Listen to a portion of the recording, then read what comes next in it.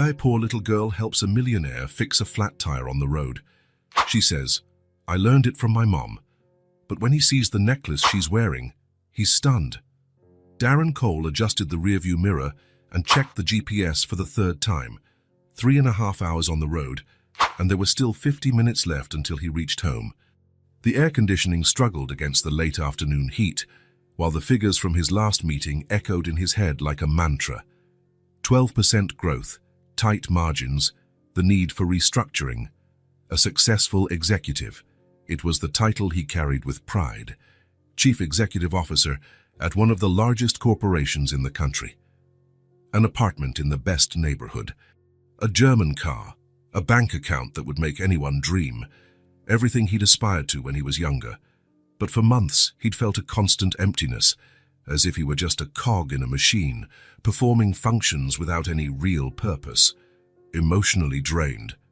The feeling haunted him during sleepless nights, lonely weekends, and endless meetings that repeated themselves. The GPS showed 2 possible routes. The main road and a secondary one that cut straight through the countryside. Without knowing why, he turned the steering wheel to the right.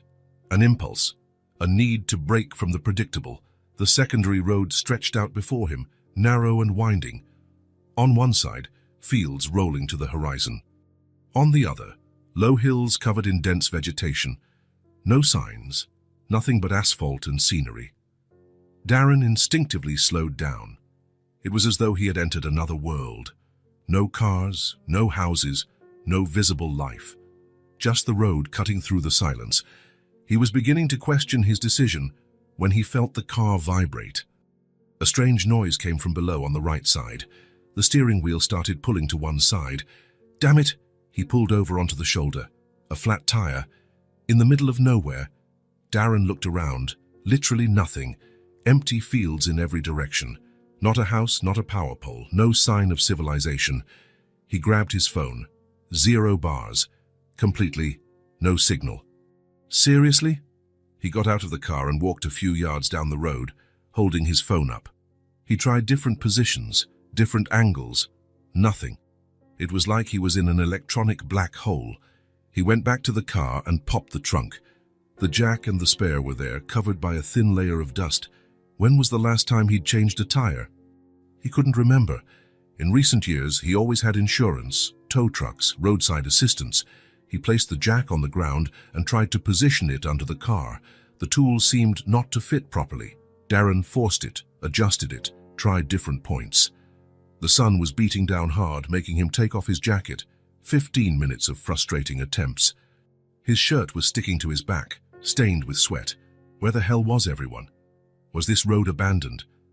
A car passed far away, but didn't slow down when it saw the hazard lights. "Hey!" Darren waved uselessly. The vehicle was already gone over the horizon. Another 20 minutes. Another car appeared. This time, Darren stood in the road, waving frantically. The driver honked and swerved angrily. "Son of a..." he muttered, walking back to the shoulder. He tried his phone again.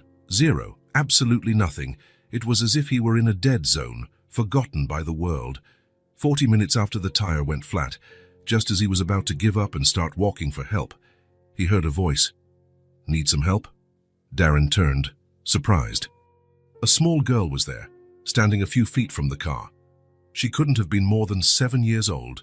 Brown hair in a messy ponytail, hands dirty with soil, simple but clean clothes. She had appeared out of nowhere, like a ghost. "Where did you come from?" was the first thing he managed to ask. "From home. We live over there." She pointed vaguely beyond a rise in the terrain. Darren didn't see any building, but he believed her. "You're not managing to fix it?" "No. And there's no signal here. Never is. It's because of the hills." "What's your name?" "Nina. And do you know how to change a tire?" he asked, more out of politeness than genuine belief. "I learned it from my mom." The answer came simply, without bravado, as if it were the most normal thing in the world. Nina approached the car and examined the jack. "You're putting it in the wrong spot. It has to go here."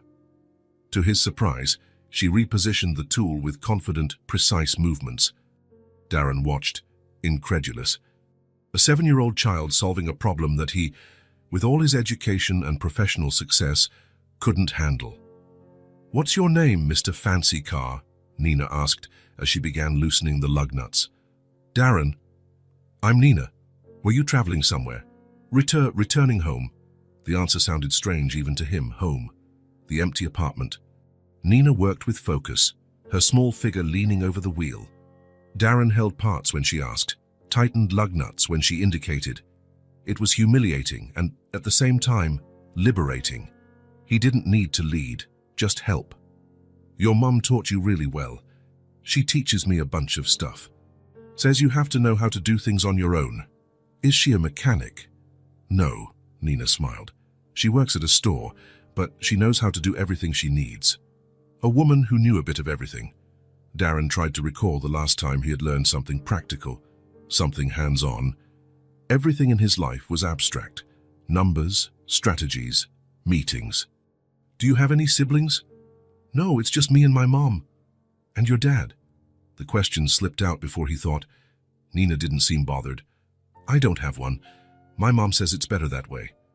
The naturalness of her response surprised him. No drama, no bitterness, just a fact. They continued working in silence.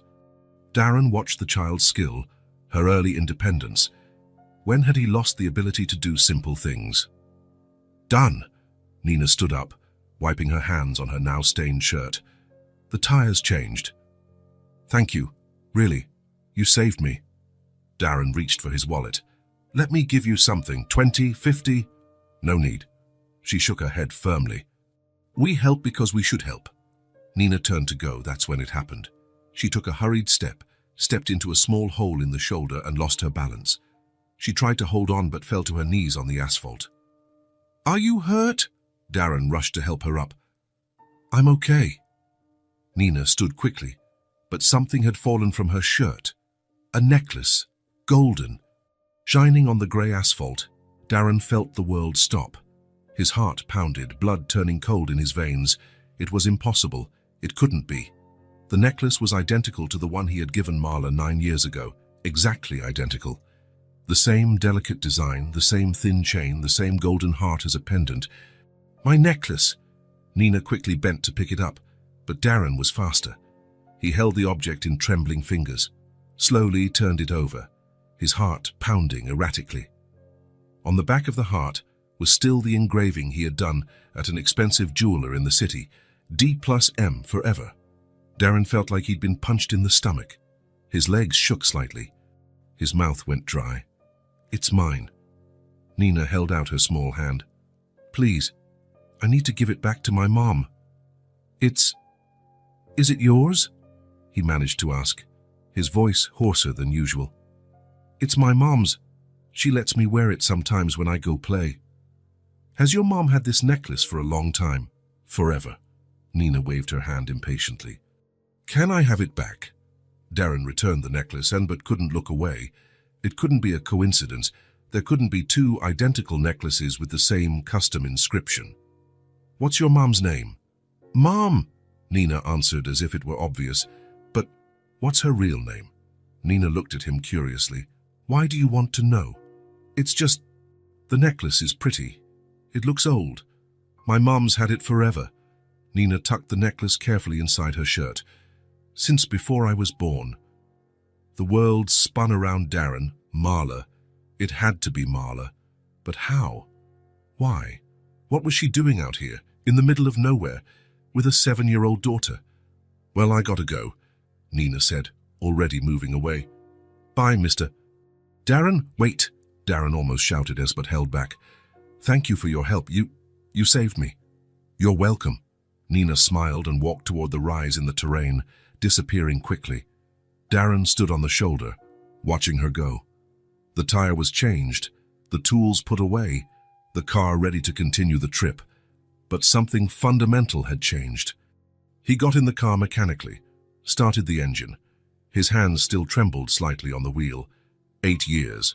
8 years since he'd last seen Marla. 8 years since he'd made the choice that changed his life. He remembered the day with painful clarity. The incredible promotion in the big city, regional vice presidency, triple salary, company apartment, car. Everything he had ever wanted. Marla had asked him to stay, or to take her along, but Marla's town had roots. She was caring for her sick grandmother. She had a small business that was growing. She had friends, family, a life. He chose to leave. Chose career, success, the future that seemed so bright. "Go, follow your dream," she had said, smiling through tears. "But take the necklace, so you remember it was real." But he didn't take it, he left it for her. "Keep it for me," he said. "One day I'll come back to get it." He never did. Marla had tried to keep in touch in the first few months, calls, messages, letters. He always replied quickly, but the replies became shorter, more spaced out. Work consumed everything. Meetings, projects, ambition. After a year, she stopped trying. And now there it was. The past materialized in a golden necklace around the neck of a 7-year-old, a child who might be connected to him somehow. No, impossible. The math didn't add up, or did it? Darren slowly accelerated, trying to leave the road behind. But with every mile, his mind returned to the necklace, to Nina's serious eyes, to the simplicity with which she had said, "It's my mom's." A deep pain began to grow in his chest, a pain he'd tried to bury under layers of work, ambition, and apparent success, a pain he recognized as regret. 50 minutes later, he arrived home. Apartment on the 15th floor, a view of the city, 24-hour concierge. He entered the elevator and rode in silence. He unlocked the door to his apartment. Total silence. Designer furniture. Everything in place. All immaculate. He tossed his keys on the kitchen counter and went straight to the living room window. The city stretched infinitely, lights starting to flicker in the twilight. Millions of people, millions of ambitions, millions of lonely hearts. He loosened his tie without taking his eyes off the view. The necklace wouldn't leave his thoughts. Nina changing the tire more competently than he had. "I learned from my mum." Marla had become a mother. Marla lived somewhere near that road. Marla still had the necklace. He went to the bathroom and looked at his reflection in the mirror, tired face, dark circles under his eyes, stubble starting to turn grey at the temples. When had he gotten so old? When had he lost the youth Marla knew? He took a long shower, letting the hot water wash away the day. He put on sweatpants and an old t-shirt, went to the kitchen. He opened the fridge, a few bottles of water, a 2-day-old pre-made salad, random sauces. He closed it without taking anything. He sat on the couch, picked up the remote, flipped through channels mindlessly, turned it off. The apartment was too quiet. Only the distant sound of cars below. Always those sounds. Never familiar voices, never laughter, never life. He went out to the balcony. The night breeze was coming in. He lit a cigarette, something he did less and less often. The smoke drifted into the night air. He thought of Nina, a 7-year-old child who knew more about helping people than he'd learned in his entire adult life. A child carrying a piece of his past without knowing it. And Marla. Marla was somewhere not too far away, raising Nina alone, working, living, moving on. She had kept the necklace for 8 years. Why? Sentimentality, stubbornness, or something else? Darren finished the cigarette and flicked the butt off the balcony, went back inside. He brewed a strong coffee, sat down at the kitchen table. His laptop was there, as always. He opened it. Unread emails, reports to review. He closed it again. He just sat there, staring at the white kitchen wall. Everything perfect, everything empty. The phone rang. It was Marcus, his business partner, probably about the reports he should have reviewed. He let it ring until it stopped. It rang again. He ignored it. The third time, he answered, irritated. "What is it, Marcus?" "Man, where are you? I need those numbers for tomorrow." "Send them by email. I'll look later." "Later? Darren, the meeting is at 8 a. Thomas, I know when the meeting is. Are you all right?" "I'm fine." "You sound strange. I'm just tired." "Okay, but I really need those numbers." "All right." He hung up without waiting for a response.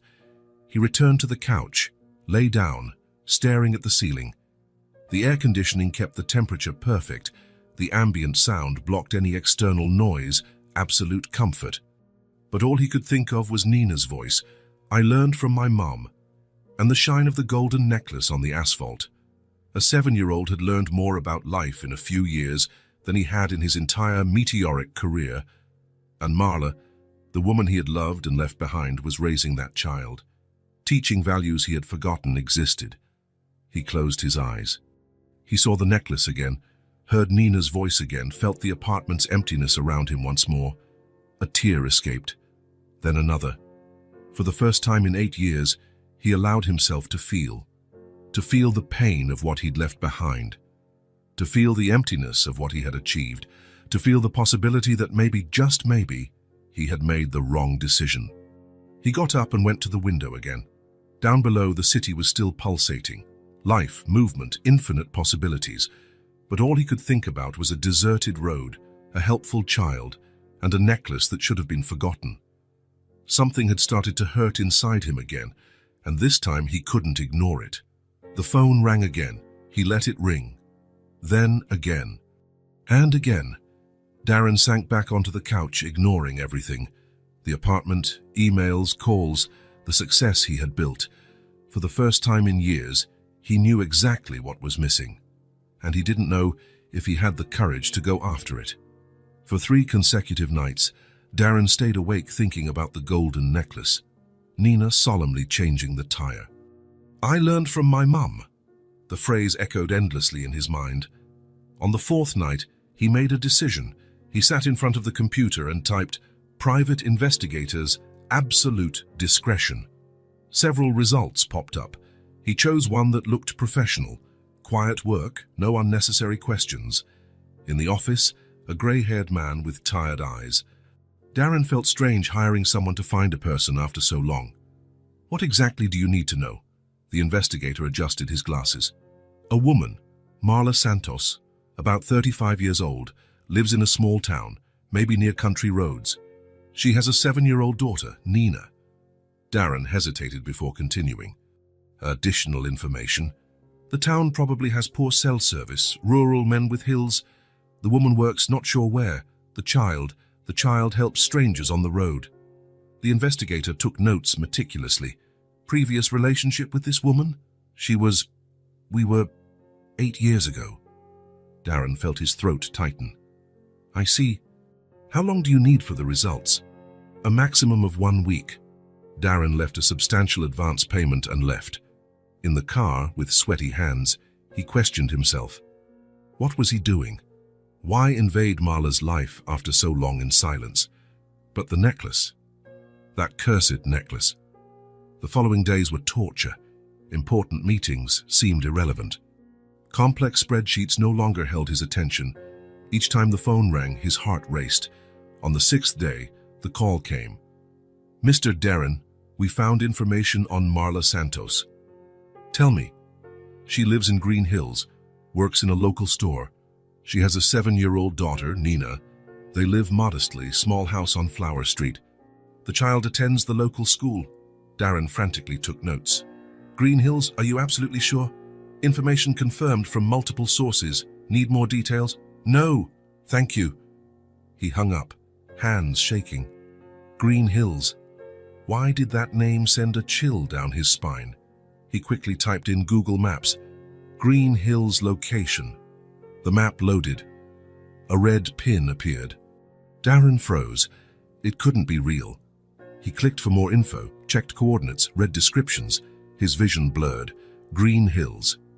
It wasn't just where Marla lived. It was his hometown, the place where he was born 36 years ago, where he learned to ride a bike in the local park, where he had his first kiss at a school dance, where he dreamed of leaving the small town to conquer the world, the town he had sworn never to set foot in again when he left for an internship in the big city at 18. Darren sank into his chair, breathing heavily. How hadn't he recognized it? How had he passed by and not realized? Maybe because it had changed so much. Maybe because he had intentionally blocked any memory of the simple life he left behind, chasing greatness. Marla had returned to his hometown, raising Nina there, the same place he had grown up, lived his first 17 years. It was as if the universe was playing a trick on him, offering a second chance, or exacting cosmic revenge. He remembered the day he left. January 20th, bright sun, small suitcase, proud parents at the bus station, friends saying goodbye, his then-girlfriend crying. "I'll come back during vacation," he promised. "It's just until I settle down." He never returned, changed his phone number, changed his email, cut all ties with that life he considered too small for his dreams. And now Marla, the woman he met years later in another city, was there, raising Nina alone on the same streets where he once played soccer. Darren stood up, began pacing the office. He had to decide, go or not go. After 8 years of silence, did he have the right to appear in Marla's life? What if she had moved on? What if Nina was... He stopped. He couldn't think about that now. He picked up the phone, dialed his secretary. "Cancel everything next week, urgent trip." "But sir, there's a meeting with..." "Cancel everything." He hung up, went to his computer, searched routes to Green Hills, 2.5 hours by car. He could go and return the same day, but he knew it wouldn't be that simple. Driving home, his mind worked feverishly. Green Hills. How much had it changed in 18 years? His parents died in an accident when he was 22. There was nothing left there for him, except now. Now there was Marla and Nina. In the apartment, he went straight to the closet, found a small box in the back. Inside, old photographs, the town, friends, his parents, moments of a life he had buried under ambition and success. One specific photo made him stop. The school soccer team. He was 16, smiling. Behind him, the field where Nina might be playing now. He quickly put it away. Too painful. He packed a small bag. He had no idea how long he'd stay. Maybe a day, maybe a week. Maybe it would change his life completely. At 8 the next morning, he was in his car, Monday. Heavy traffic leaving the city, but it didn't matter. It gave him time to think. 2 hours later, he recognized landmarks on the road. Familiar hills, old signs, the curve where he had his first bike accident. He was entering Green Hills for the first time in 18 years. The town had changed, busier. Some new buildings, but the essence remained. The same streets, the same central square, the church still atop the hill. He drove slowly, memories flooding his mind. He looked for the bakery where, according to the investigator, she worked. He found it on the main street, the Cozy Corner Bakery. He parked across the street, engine running, heart pounding. There it was. Finally, after 8 years, he was about to see Marla again, in the town where he was born, where everything began and ended. He took a deep breath, turned off the engine, opened the door, and took the first step towards something that could change everything. Darren stopped at a small toy store in the center of Green Hills. The town was smaller than he remembered, but he recognized every corner. He wanted something simple, sincere. His eyes landed on a rag doll with a floral dress. It wasn't expensive or fancy. It was just sweet.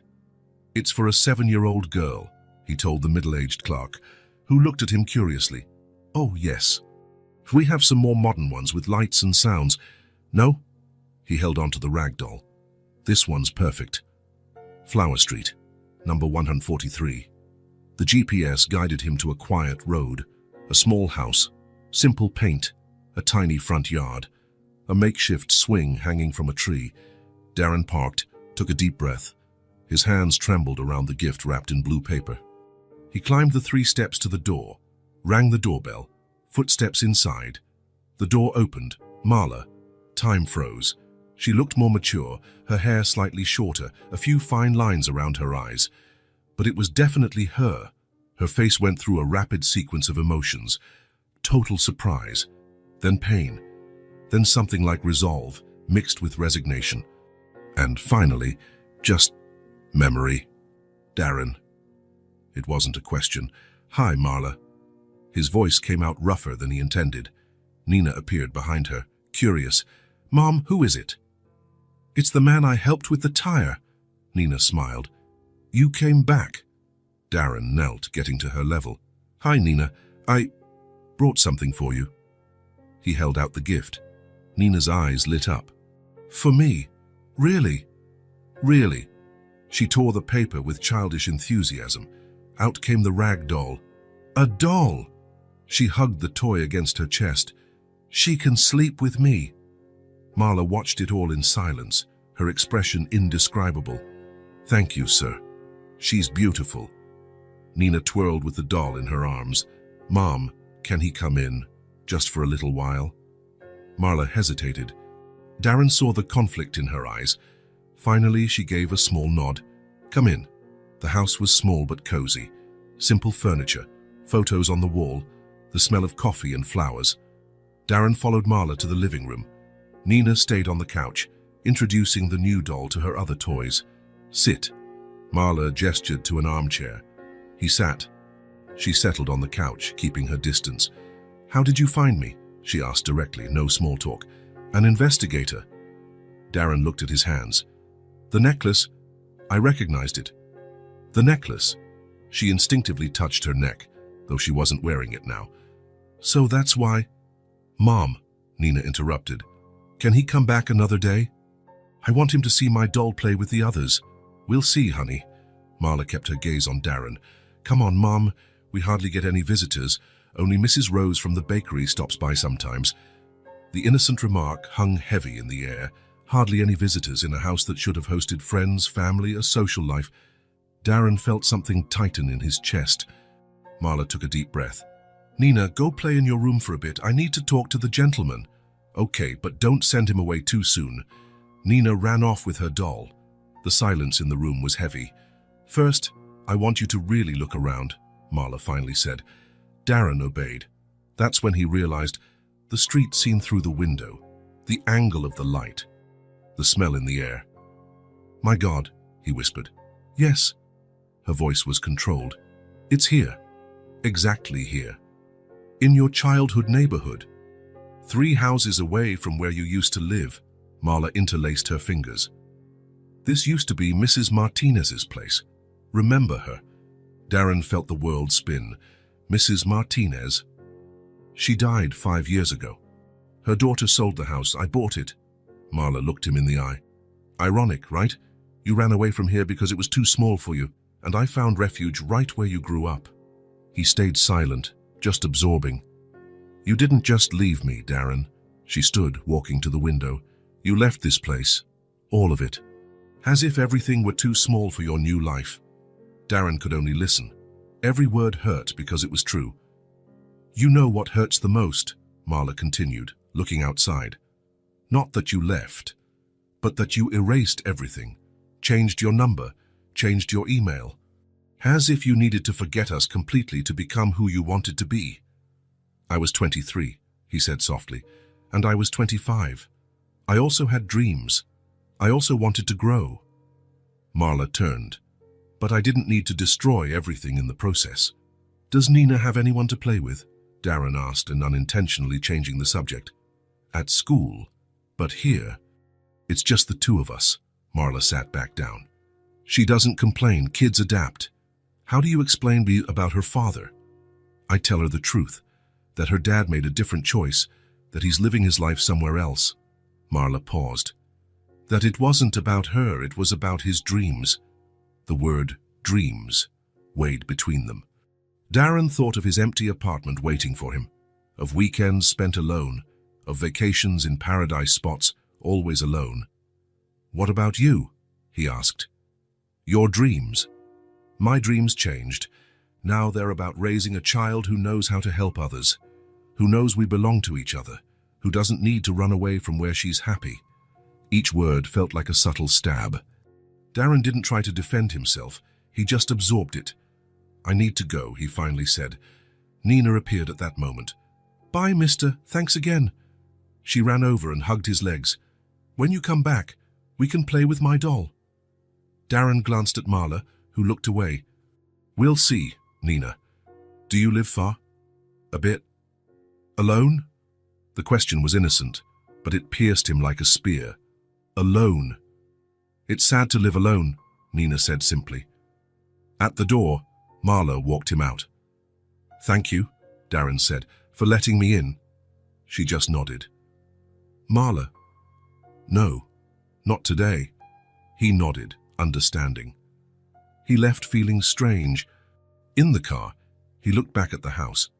Nina was waving from the window with her new doll, a child who was happy with so little, a child who didn't know he'd chosen to live alone. He drove away slowly. With each mile, the conversation echoed. Marla talking about changed dreams, Nina saying it was sad to be alone, his own admission that he had no family, no social life, nothing but work. 50 minutes later, he was back at his apartment. Total silence, perfect furniture, nothing out of place. He went to the window. The big city stretched infinitely. Millions of lights, millions of people in their individual glass and concrete boxes. He looked around. Everything he had achieved was right there.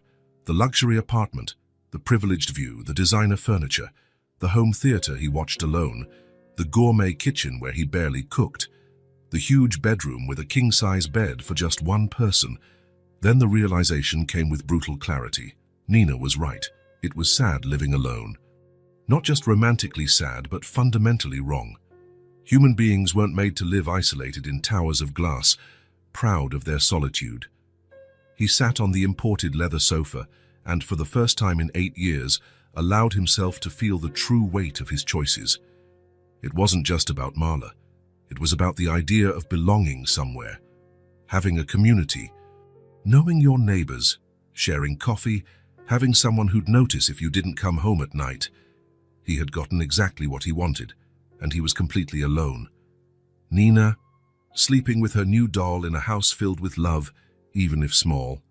Marla cooking dinner for two, talking about the day, laughing at inside jokes.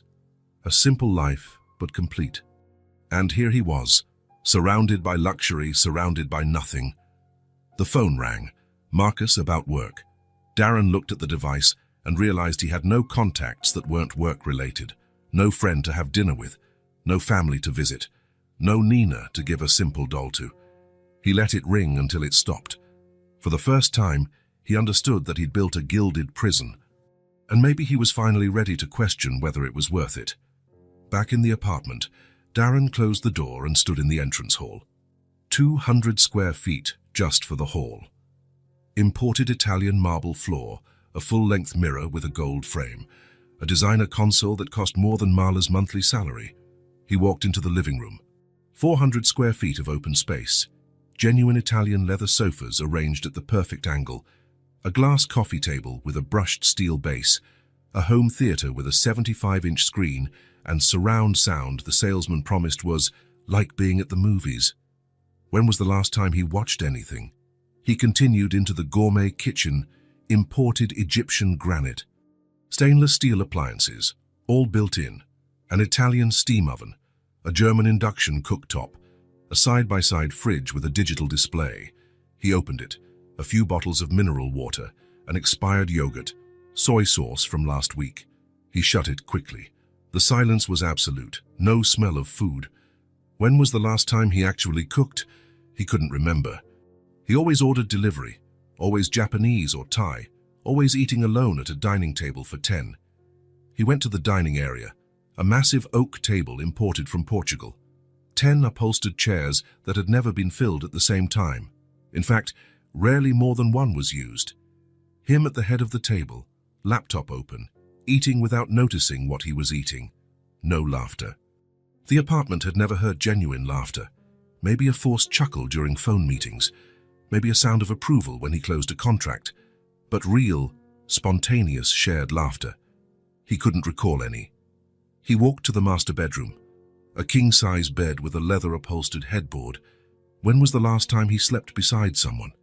There had been occasional flings over the years, but none that led to shared mornings or making breakfast for two. The closet was bigger than Nina's entire bedroom, suits arranged by color and season, shirts neatly pressed on wooden hangers, Italian shoes displayed like in a boutique. Everything perfect, everything devoid of meaning. He returned to the living room and looked out the panoramic window. A privileged view of the city, the sunset turning buildings golden. It was objectively beautiful, objectively impressive, but subjectively nothing. It meant nothing beyond status, financial achievement. There were no memories attached to that view, no stories to tell about that sunset. He sat on the sofa again, looking around, really seeing it this time. Expensive paintings on the walls, chosen by a decorator, not because he liked them, but because they added value to the space. There wasn't a single personal photo, no signs of a life lived, with no one else around. That was what hurt the most. There were no traces of another person, no extra toothbrush, no mug left in the sink, no misplaced shoes, nothing to indicate another human being existed in this space. He had bought the apartment 4 years ago. It was the dream. A penthouse in one of the most expensive neighborhoods. 3 suites, 1 master with a walk-in closet and a bathroom with a whirlpool tub, a sauna, wine cellar for 200 bottles, gourmet space with an electric grill, private gym, private pool, everything a successful man needed, everything he had dreamed of when he started working, and now, at 35, owning all of it, the only thing he could think of was Marla's small house. The smell of coffee, Nina hugging her new rag doll, genuine laughter, tangible warmth, even with simple furniture. He went to the bar, an 18-year-old Scotch, a crystal glass from Ireland. He poured 2 fingers, sat down again. The liquid burned but brought no comfort. The apartment was spotless.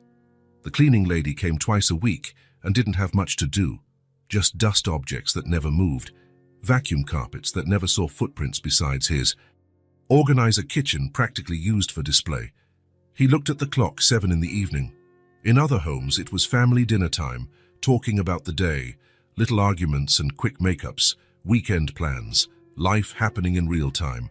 Here, it was time to decide which takeout to order, to eat alone, watching economic news, to review emails that could wait until Monday, to lie on a giant bed and realize how empty it felt.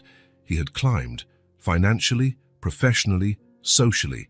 He was at the top of the pyramid he'd meticulously built for 12 years, executive vice president, a 6-figure salary, an apartment worth more than his parents' old house, a German car in the garage, a no-limit credit card. But he had hollowed out.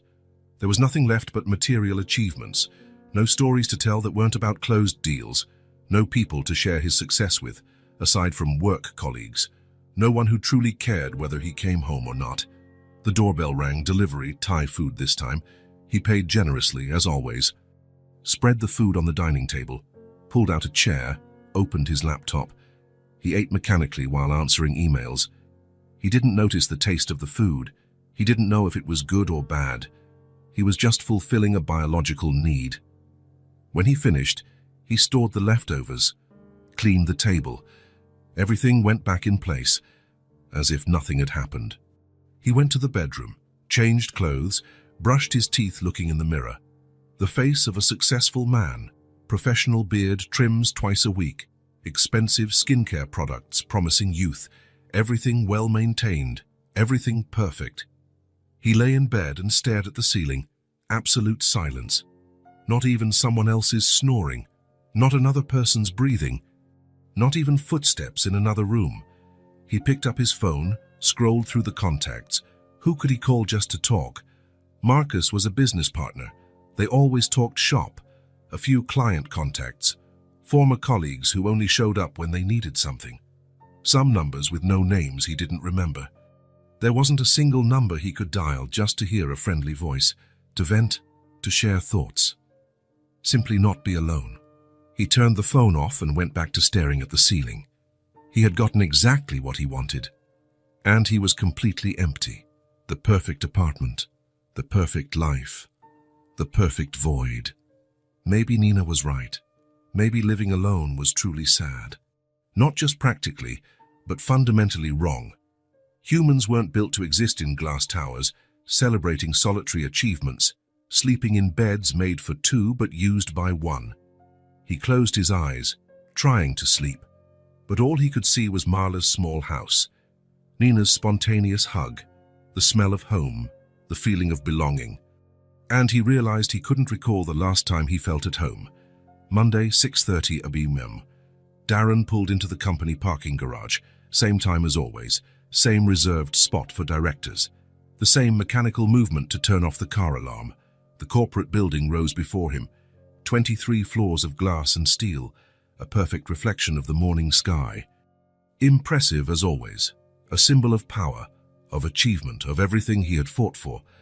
Elevator to the 19th floor. Routine greetings at reception, the same good morning to the secretary who didn't even look up. The same route to his corner office with a panoramic view of the city.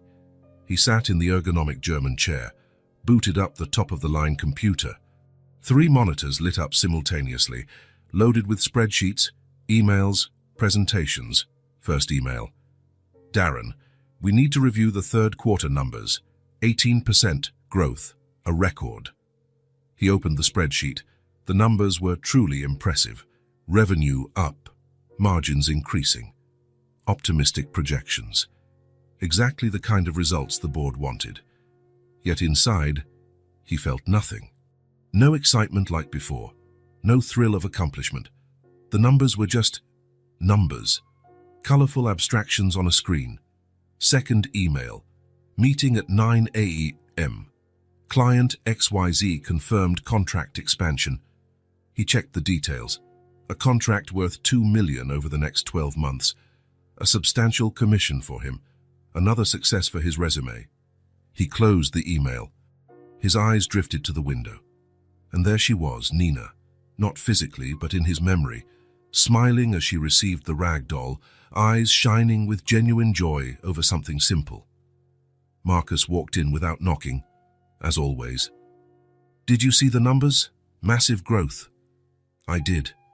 Man, we're killing it, if we keep this up. Marcus. Darren interrupted him. When's the last time you had dinner at home? Marcus blinked, confused by the abrupt change of subject. You mean with family? With anyone? A home-cooked meal? A real conversation? I don't know. Last week? Last month? Marcus laughed. Why the existential questions? We're in the middle of a record quarter. Darren turned his chair back to the computer. Forget it. Marcus left, muttering something about pressure and stress. Third email. Client satisfaction report. 97% approval. He opened the report. Perfect graphs. Positive comments. Praise for the team's professionalism. Results that should make him proud. But all he could think about was Marla. You left here like everything was too small for your new life. Her words had echoed in his mind since Friday. He couldn't escape them. Fourth email. Congratulations on performance. Quarterly bonus approved. He clicked to see the amount, 50,000 net. Enough money to buy Marla's house 3 times over. He closed the email with no satisfaction at all. The phone rang. An important client wanting to discuss a new proposal. Darren Cole. Hello, Mr. Cole. It's about the expansion into the Asian market. A half hour of conversation. Proposals, counteroffers, astronomical figures discussed casually. Everything that used to energize him. He hung up and stared at the phone. The necklace. Golden. Hanging around Nina's neck. D+M, forever. Why did it still hurt so much? 10th email of the day. Executive meeting at 2 p.m. Strategic planning for 2025. He opened his schedule. A packed day as usual. Back-to-back meetings, client calls, investor conferences. He stood up and walked to the window. From the 19th floor, the city looked tiny, ant-like cars. Insignificant people rushing to their insignificant commitments. Were any of those people going home to houses filled with life? The phone rang again. The secretary. Mr. Darren, the CEO is on line 2. Put him through. Darren, excellent quarter. The board is impressed. Thank you. We're considering your promotion to SVP. We'll discuss it in December.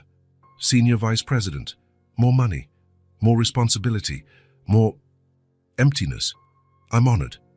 You deserve it. Nobody delivers like you do. He hung up. SVP. The top of the corporate pyramid. The ultimate dream for any executive. Why didn't he feel anything? More emails, more calls, more growing numbers, more contracts being signed. He stopped at the 15th message and closed Outlook. He turned his chair back to the window. The city was out there, vast and impersonal. But his mind was on a small street, a simple house, a child who could change tires, and a woman who had found refuge where he had fled. A knock at the door. Sylvia, his assistant. "Mr. Darren, here's the financial report. Leave it on the desk. And we have the gala dinner invitation, key clients. Confirm my presence. Alone or alone?" As always, alone.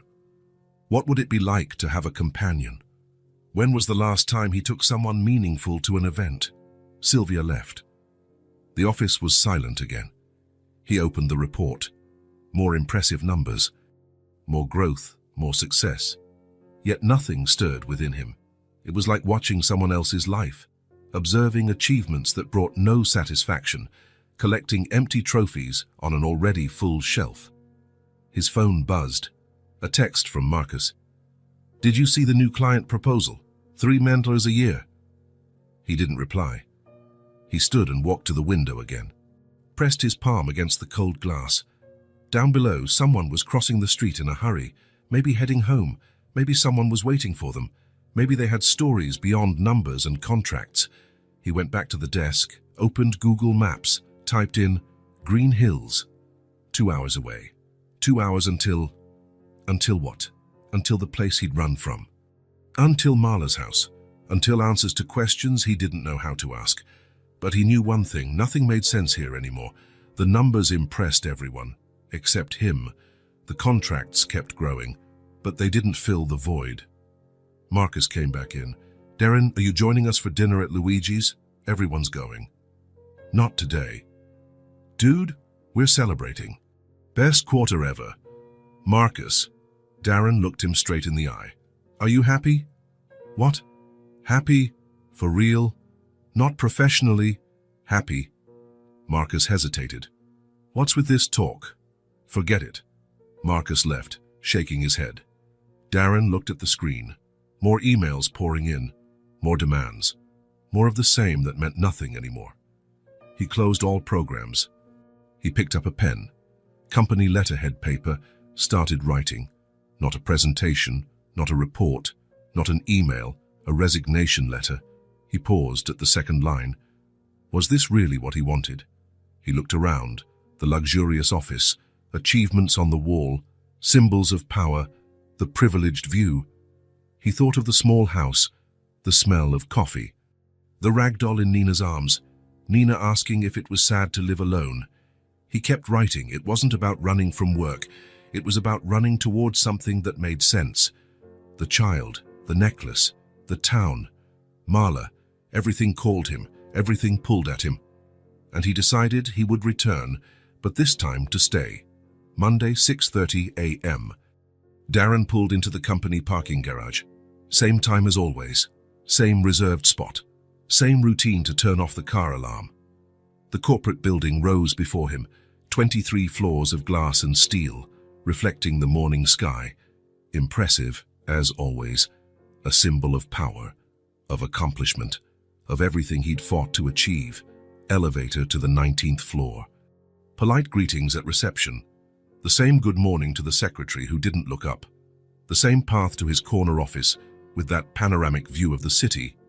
He sat in the ergonomic German chair, turned on the top-of-the-line computer. 3 monitors lit up, displaying spreadsheets, emails, presentations. First email, "Darren, we need to go over the third quarter numbers. 18% growth, a record." He opened the spreadsheet. Impressive numbers indeed. High revenue, better margins, optimistic forecasts. Exactly what the board wanted. But inside him, nothing moved. The old excitement wasn't there. The pleasure of achievement was gone. The numbers were just that. Numbers. Colorful charts on a screen. Second email. Meeting at 9. Client XYZ confirmed contract expansion. He checked the details. The contract was worth $2 million over 12 months. A sizable commission. Another success on his track record. He closed the email. His eyes drifted to the window, and there she was, Nina. Not physically, but in memory. Smiling as she received the ragdoll. Her eyes shining with genuine happiness over something simple. Marcus walked in again without knocking. "Did you see the numbers? Huge growth." "I did." "Man, we're crushing it. If we keep up this pace." "Marcus," Darren interrupted. When was the last time you ate dinner at home? Marcus blinked, confused. Like, with family? With anyone? A home-cooked meal, a real chat? No idea. Last week? Last month? Marcus chuckled. Why the existential crisis? We're in the middle of a record quarter. Darren turned back to his computer. Never mind. Marcus left, muttering about stress and pressure. Third email. Customer satisfaction report. 97% approval. He opened the report. Perfect charts, positive comments, praise for the team. Results that should make him proud, but all he could think of was Marla. You left this place as if it were too small for your new life. Her words had echoed in his mind since Friday. He couldn't escape. Fourth email. Congrats on the performance. Quarterly bonus approved. He clicked to see the amount. 50,000. Enough to buy Marla's house 3 times over. He closed it with no sense of satisfaction. The phone rang, an important client wanting to discuss a new proposal. Darren Cole. Hello, Mr. Cole. It's about the expansion into the Asian market. Half an hour of conversation. Proposals. Counteroffers. Huge figures tossed around casually, the kind of thing that used to energize him. He hung up, staring at the phone, that golden necklace hanging around Nina's neck. D+M, forever. Why did it still hurt so much? 10th email of the day. Executive meeting at 2 p.m. 2025 strategic planning. He opened his calendar. A full day, as always. Stacked meetings. Calls with clients. Investor conferences. He stood, walked to the window. On the 19th floor, the city looked tiny. Cars like ants. People scurrying to trivial commitments. Did any of those people go home to houses filled with life? The phone rang again. The secretary. Mr. Darren, the CEO on line 2. Put him through. Darren, fantastic quarter. The board's thrilled. Thanks. We're considering promoting you to SVP. We'll discuss it in December. Senior Vice President, more money, more responsibilities, more emptiness. I'm honored. You deserve it. Nobody performs like you. He hung up. SVP, the pinnacle of the corporate ladder, the ultimate executive dream. Why didn't he feel anything? More emails, more calls, more growing figures, more contracts.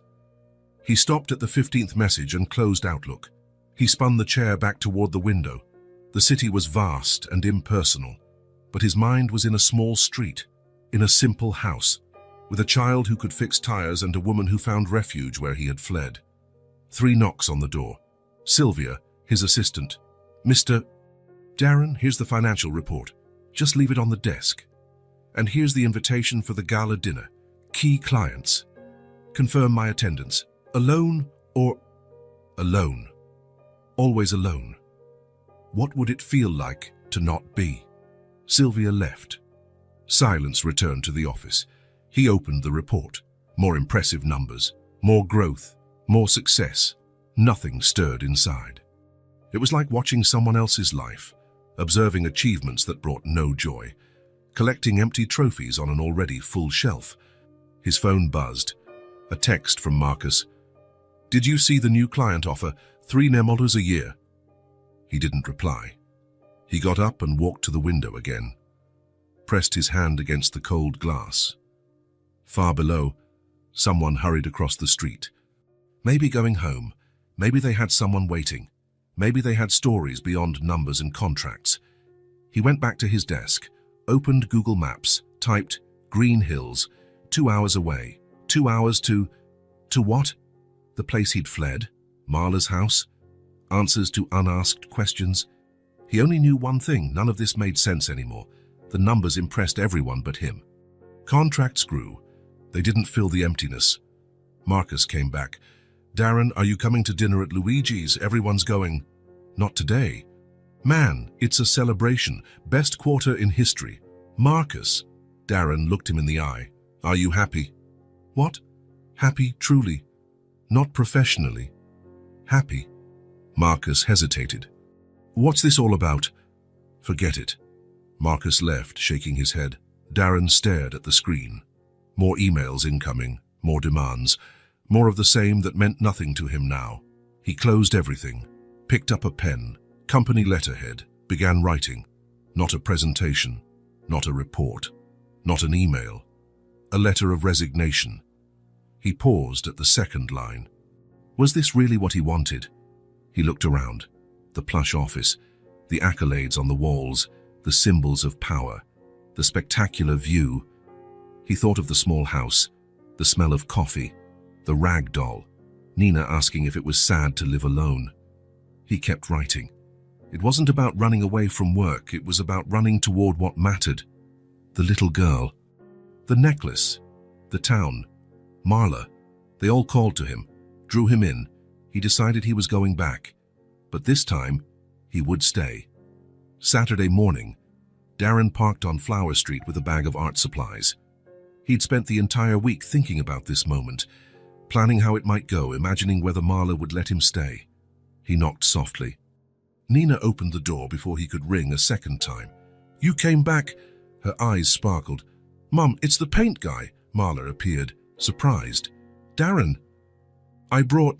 He lifted the bag. "I thought Nina might like to do some painting, if that's all right." Marla hesitated, but Nina was already tugging the bag from his hands. "Can I see?" "Can I?" "Nina, let him come in first." Marla opened the door wider. "Come in." In the small courtyard of the modest building, Darren spread out an old blanket Marla provided. Nina immediately sat down, exploring the colored pencils like they were treasures. "So many colors," she exclaimed, lining them up by shade. "I've never had so many." "What's your favorite color?" Darren asked, sitting beside her. "Yellow, like the sun, and pink, like the doll you gave me." They began drawing side by side. Darren, who hadn't picked up colored pencils in decades, felt clumsy. Nina, with childish ease, created worlds on paper. "What are you going to draw?" she asked, peering at his blank sheet. "I'm not sure. It's been so long since I drew anything." "What do you think I should draw?" "Draw our street, with Mrs. Martinez's old house." Darren sketched tentative lines. Memory guided his hand. His childhood street appeared on the paper, more personal than spacious. Nina worked with utter concentration, tongue sticking out, brows furrowed, lost in her creative world. Marla appeared with 2 cups of juice, watching from a distance, leaning on the gate that separated the yard from the street. "This one is for your boss," Nina said, pulling out a drawing. "It's a flower. Everyone likes flowers."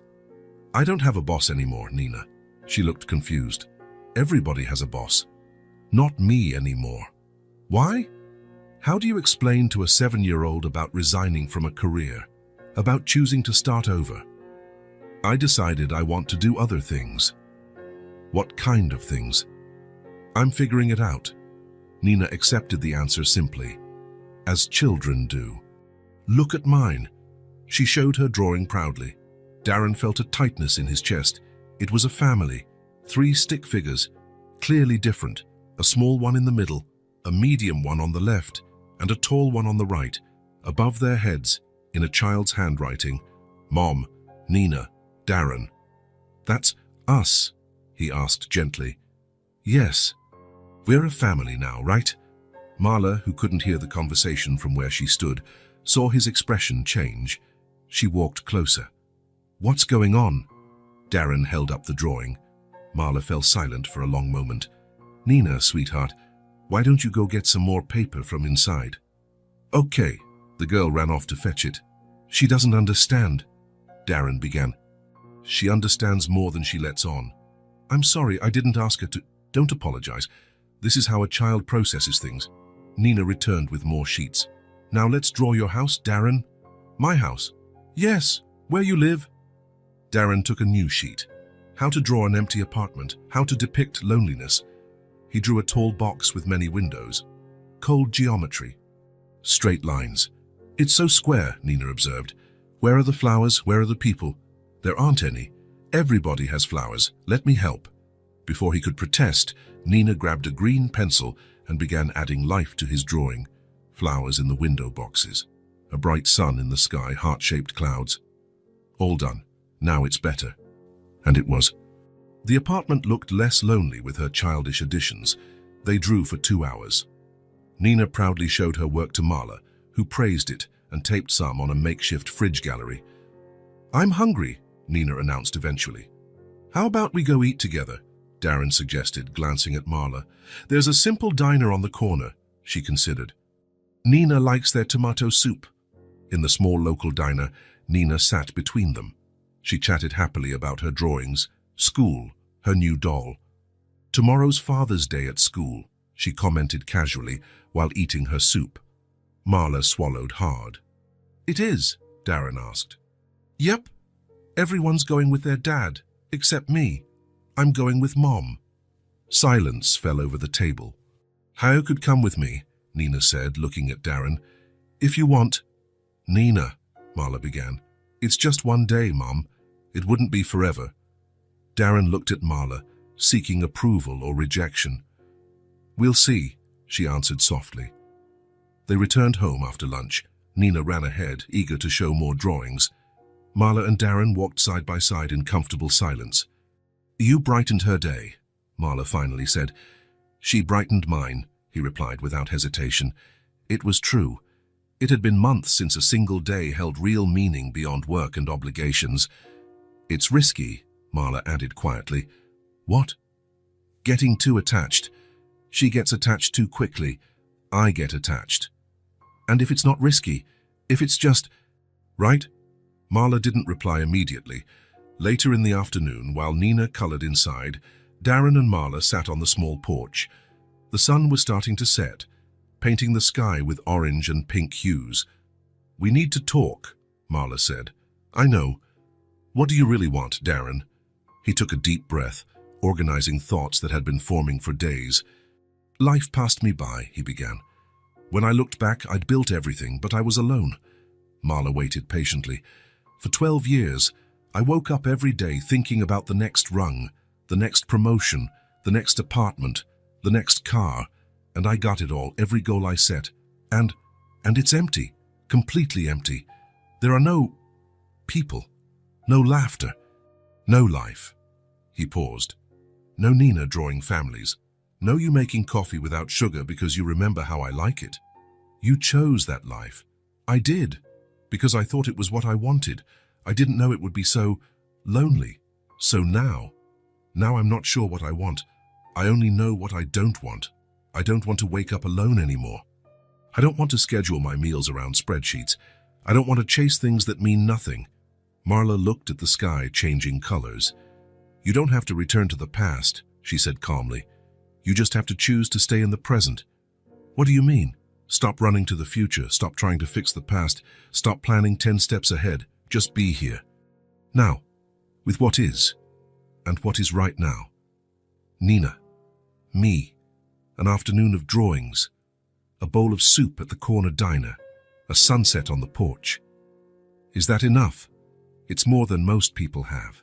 They sat in silence as the sun disappeared. "Can I ask something?" Darren said eventually. "Of course. Why did you come here? To my hometown?" Marla gave a sad smile. "By chance, I saw the house listing. Good price. Small town. Good for raising a child. Only after moving did I realize it was where you grew up. And you stayed." "I did. The house was perfect for us." Nina adapted quickly. She made friends at school. "And the necklace. I've always worn it. It might be silly, but it kept good memories, even after I disappeared. Especially after that, it reminded me how happy we were, that true love existed once." "Exists," he corrected. Marla looked directly at him. "Does it? For me, it always did. I just got lost. And now I want to find myself here. If you'll let me." Nina appeared at the door, cutting the moment short. "Sorry to interrupt, but it's dark now. Can I turn on the light?" "Sure, honey," Marla answered. "Darren, are you staying for dinner?" He looked at Marla. She hesitated briefly, then gave a barely perceptible nod. "I'll stay." During dinner, Nina chatted about school, friends, plans for the weekend, a constant flow of childish energy filling the little house. Darren helped wash the dishes afterward, simple tasks he hadn't done in years. Marla washed while he dried. Nina put away plates in the low cabinet. "Mom, is it okay if Darren comes again tomorrow?" Nina asked, getting ready for bed. "If he wants to." "Do you want to?" "Yes, I do." Nina beamed. "Okay, I'm going to sleep now, but tomorrow we can draw more." "Deal." "Thanks for the best day ever," she whispered, hugging him. After Nina went to bed, Darren prepared to leave. "Tomorrow?" he asked at the door. "Tomorrow," Marla confirmed, "for the school event. We'll see how Nina feels when she wakes up." "I can't promise." "Fair enough." He lingered in the doorway. He wanted to kiss her. He wanted to hold her. He wanted to rewind 8 years of absence. Instead, he gently touched her hand. "Thank you. For today. For letting me be part of it. Thank you for showing up." In his car, Darren looked at the lit-up house. Nina waved from the window with her rag doll. A child happy with so little. A child unaware he once chose to be alone. He drove back slowly to the city. The apartment awaited, but it no longer felt as empty. He carried with him colors that hadn't been there yesterday, laughter that filled the silence, the feeling of belonging to something more than numbers and contracts. For the first time in years, he slept without the weight of loneliness, and he dreamed of colorful drawings of families. Darren woke up early on Sunday. Nina was probably still asleep, perhaps dreaming of colors and drawings. The school event was at 10. He had enough time to do something he'd avoided for 18 years. He decided to visit his old neighborhood. He drove slowly through familiar streets. Every corner sparked a dormant memory. There was the bar where his dad watched soccer games. There, the pharmacy where he picked up medicine for his mum. 10 minutes later, he reached his old street. He parked at the corner. The same street lamp, now with a new sign, designated parking zone. Before Dean, there were no parking rules at all. Back then, there were only 3 cars on the entire street. He stepped out and began walking. His footsteps echoed with familiarity despite the time that had passed. The uneven asphalt, now partially repaved. The loud storm drain that always rattled when cars passed over it. First stop was the school, the old public school. A single-story building painted light blue, a green iron gate, the same colors, freshly updated, the same low wall where he'd sat waiting for his mum countless times. He approached the iron gate. It was Sunday, so it was locked. Through the bars, he saw the courtyard, the same big tree in the middle, now larger, the same little gazebo where they performed plays, the same chalk marks on the ground where they played hopscotch at recess. He touched the gate. It felt cold. How many times had he pushed through that very entrance? First day of class, crying. Graduation from middle school, proud. Every rushed morning or lazy morning. He remembered his math teacher, Ms. Harper, short, thick glasses, infinite patience. She taught fractions using fresh oranges at snack time. Where was she now? Retired? Deceased? He'd never tried to find out. He turned left down the street, 3 blocks to the soccer field. The field looked smaller than in his memories. It wasn't dirt anymore. Artificial turf covered the ground. Official soccer goals, not the wooden posts they once improvised. A small concrete bleacher, a new chain-link fence all around. He entered through a squeaky gate, stepped onto the artificial grass. It felt different from the dirt he remembered between his toes. Cleaner, but more artificial, less real. He walked to the center of the field, closed his eyes. He could almost hear the shouts of pickup games, the whistle of the P.E. teacher, the cheering kids on the sidelines, his own name being shouted when he scored. He was 12, hair always messy despite his mom wetting and combing it, knees forever scraped, second-hand cleats he loved more than anything. Dreams of going pro like any kid in that small town. He opened his eyes. The field was silent, empty. Only him and the ghosts of Sundays past, races, falls, triumphant goals, heartbreaks over losses. He kept walking. 2 streets ahead was his grandparents' house on his mother's side. He stopped across the street. The house was different. It used to be white with blue shutters. Now it was painted pastel green. A new, taller fence, an automatic gate with an intercom, a security system in plain sight, but the structure was the same. The window of the room where he spent vacations, the porch where Grandpa fixed old radios. The backyard where Grandma kept chickens and he snuck eggs to make homemade meatballs. He was 5 when he stayed there temporarily. His parents were divorcing. The tension at home unbearable. 3 months that felt like a blissful eternity. A peace he wouldn't feel again for many years, except in fleeting moments. Grandma Rose teaching secret recipes. Grandpa Anthony crafting wooden toy cars on Saturday afternoons. Fresh cookies after school. Hose baths in the heat. Made up ghost stories to spook him delightfully. They died in a car accident when he was 22, driving back from a doctor's appointment near the city. He couldn't attend their funeral. A crucial business meeting, a contract closing. His meteoric career. He sent an expensive wreath. A 2-minute condolence call. Promised to visit the grave. Never did. Now they lived only in memory.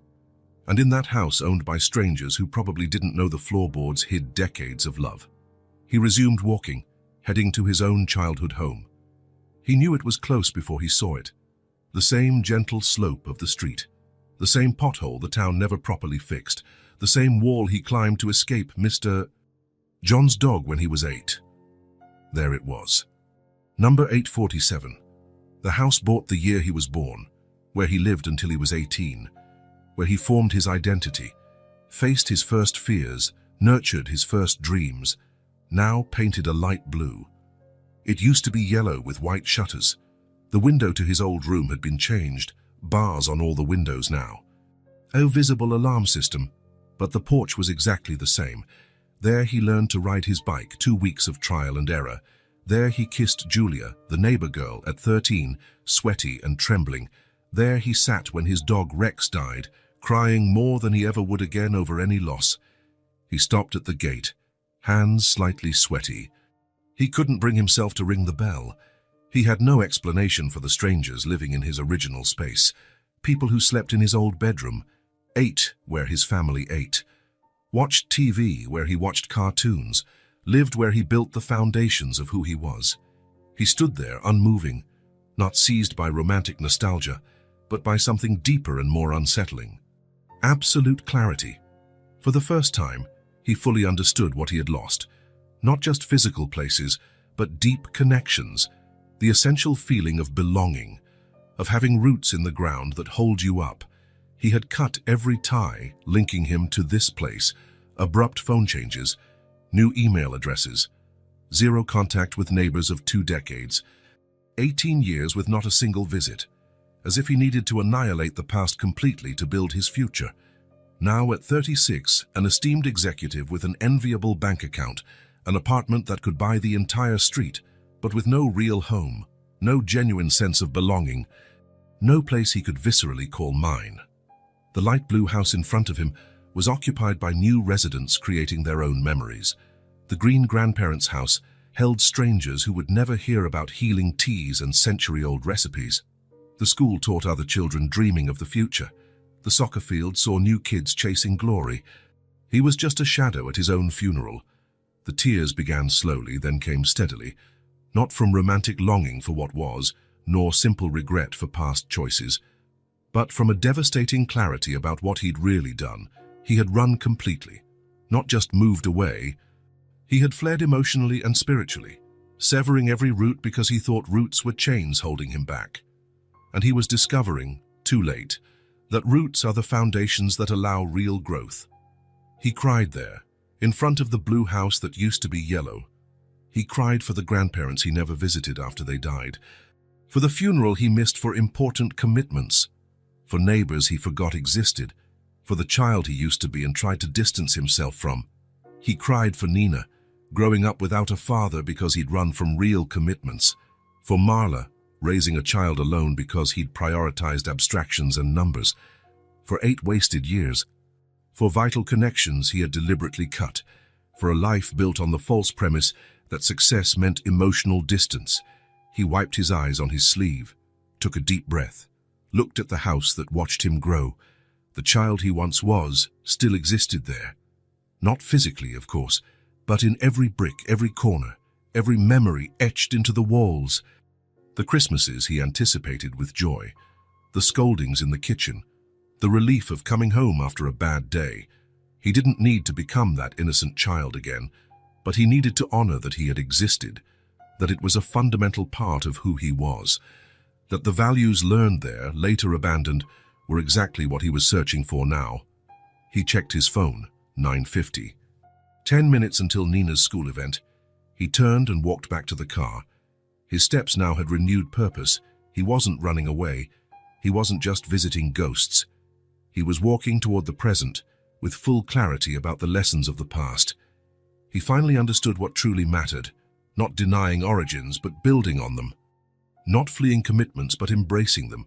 Not choosing between ambition and love, but realizing one without the other only created hollow men despite apparent success.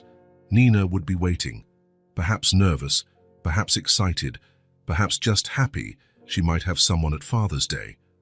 Marla would be watching carefully, gauging if he had truly changed, if he really wanted to stay, or if this was just another escape.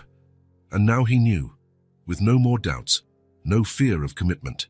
He wanted to stay, not out of guilt for the past he couldn't change, not out of the current loneliness he couldn't bear, but from absolute clarity about what truly matters in life. He gave one last look at the childhood street as he got in the car, mentally saluted all the versions of himself that had ever existed on those sidewalks, the memories that shaped his character, the young man who left determined to conquer the world. He had conquered the material world and lost his emotional home. Now, he had a unique chance to build both, to have professional success without personal loneliness, realizing ambition without existential emptiness. He started the engine, headed toward Nina's school, toward the present he could consciously shape, toward a life that finally made true sense. Night fell softly over Flower Street. Darren and Marla were on the small porch, watching the first stars appear in the darkening sky. Nina had just gone to bed after proudly showing all her drawings from the afternoon. The silence between them was heavy, filled with unspoken questions and undisclosed truths.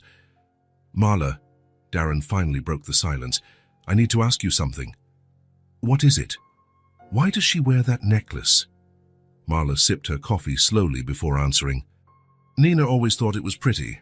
It's the only piece of jewelry I have, aside from a few cheap accessories. She borrows it sometimes when she goes to play outside. She likes how it sparkles in the afternoon sun." "That's all." "That's all? Why would I lie about something so simple?" Darren hesitated, organizing the thoughts that had haunted him for days. "It's a strange coincidence, don't you think? Of all the kids in the world, in all possible places, she's the one who helped me. And she was wearing that exact necklace." Marla gazed at the horizon, where the last glimmer of daylight was fading. "Sometimes life works in mysterious ways.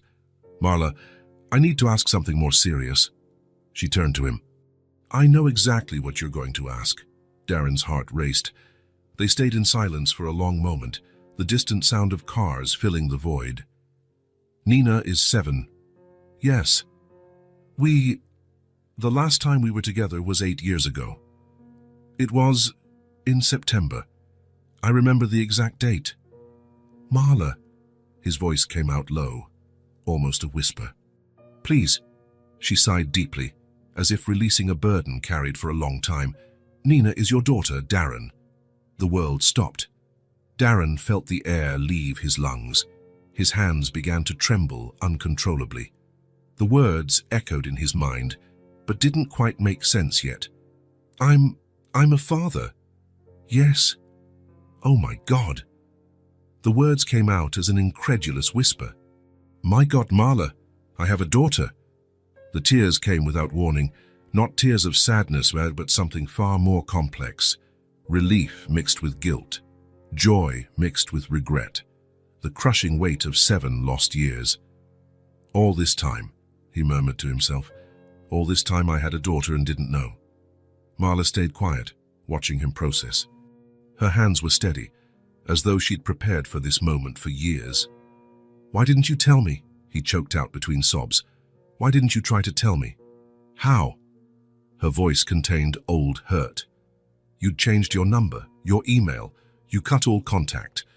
How could I let you know when you clearly wanted nothing to do with me? You could have tried through the company." "I did." Her voice was firm now, For 2 whole months after I found out I was pregnant, I called your office over 20 times. I sent messages. I tried every avenue I could think of. And they said you had personally instructed them to block any contact that wasn't strictly professional, that you wanted nothing related to your previous life. Those were the exact words. Darren lowered his head, shame burning his cheeks. He remembered that instruction perfectly. He'd been adamant about cutting ties with his old life. I didn't know you were pregnant. No, you didn't. And when I realized I couldn't reach you, that you had obviously chosen to erase me, I made a decision. Marla looked him in the eye. I decided to raise her alone, without depending on someone I couldn't even locate. I could have helped, at least financially. I would have... We didn't need money, Darren, Marla interrupted gently. We needed a father, presence, someone who actually wanted to be here, not someone forced to pay child support. Darren wept openly now. He thought of all those nights he spent alone in his empty apartment, all the weekends with no plans, all the professional triumphs he'd toasted with no one but an expensive bottle of whiskey, and all that time he had a daughter somewhere, learning to walk, to talk, to read, to live. Does she know? He managed to ask through tears. Does she know I'm her father? No, not yet. I've been waiting for the right moment to tell her. When would that be? When I was sure you really meant it, that you wouldn't just show up in her life and disappear again when the novelty wore off. Do you think I've changed now?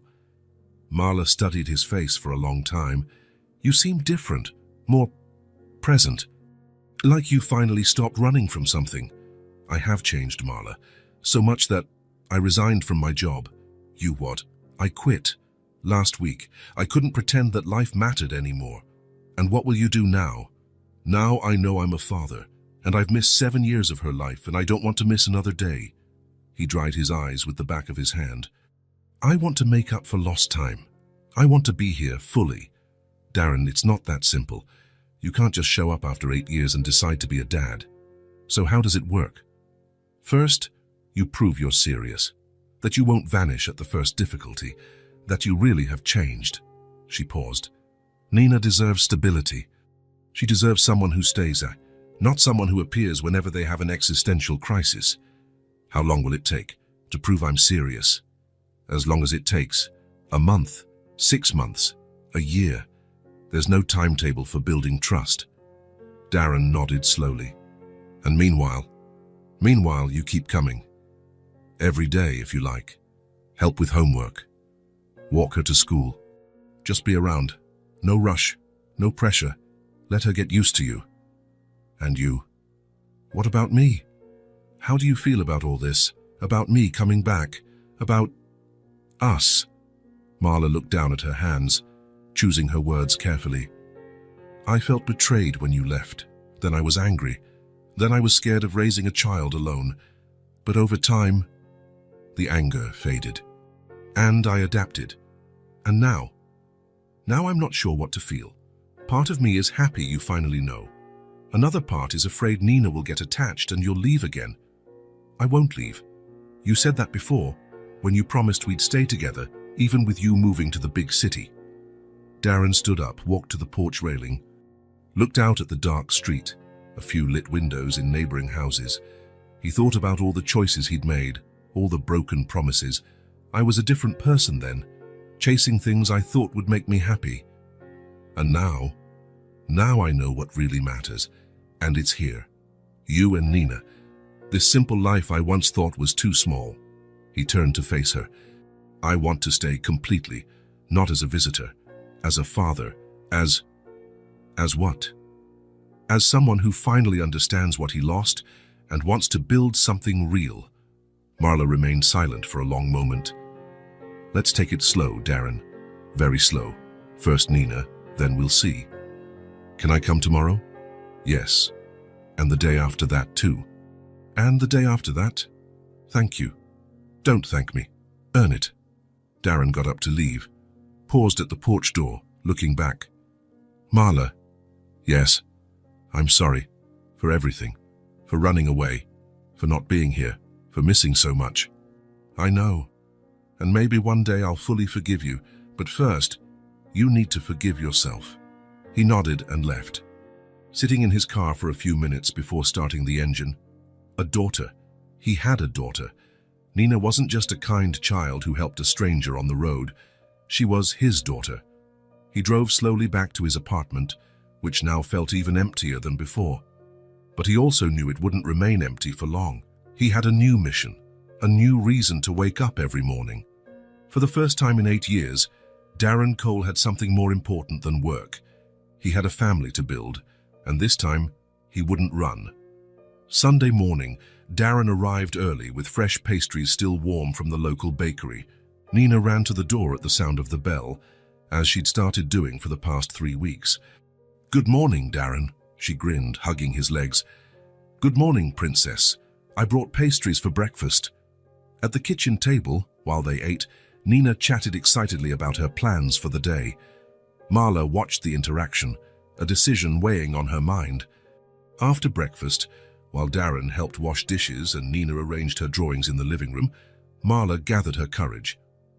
"Nina, honey," she called, "could you come here for a moment? I need to talk to you about something." Nina put down her pencils and walked into the kitchen. She climbed onto a chair, feet dangling, not reaching the floor. "What is it, Mum? Did I do something wrong?" "No, sweetheart. You didn't do anything wrong." Marla exchanged a glance with Darren, who nodded encouragingly. "Remember when you used to ask about your dad?" "Yes, you always said he was far away." "That's true. He was." Marla took a deep breath. "Nina, Darren is your dad." The kitchen fell completely silent. The only sound was a drip from the faucet. Nina turned to stare at Darren, her wide eyes studying his face intently. Seconds felt like an eternity. Darren's heart pounded, not knowing what reaction to expect. Finally, a smile began to form on Nina's lips. "That's why you look like me," she said simply. "You think we look alike?" Darren crouched to her level. "Your eyes. And you stick your tongue out when you're concentrating, just like me." Darren laughed nervously. "That's true. So you're really my daddy?" "Yes, I am. And where were you all this time?" "I was far away, working in a big city." He chose his words carefully. "I didn't know you existed.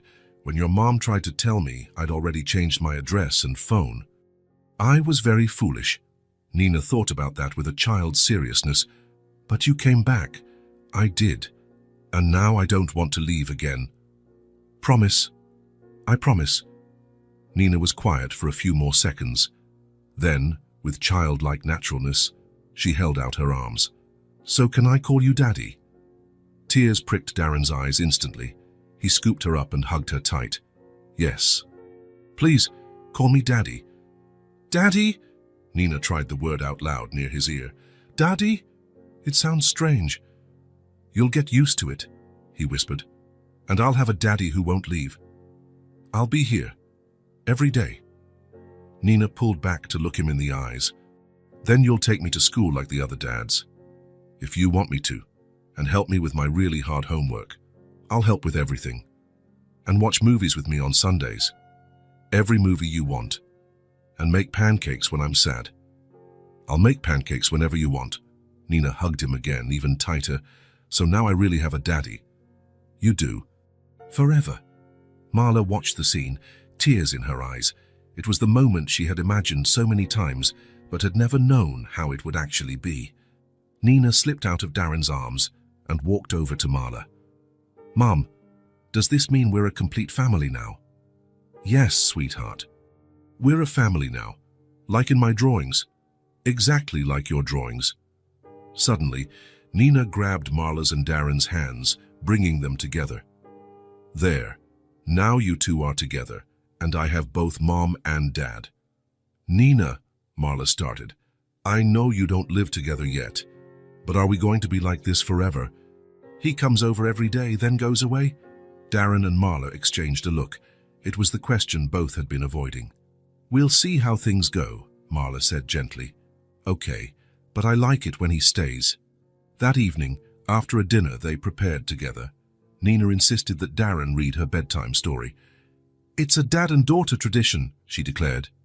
In her room, she picked a book about family.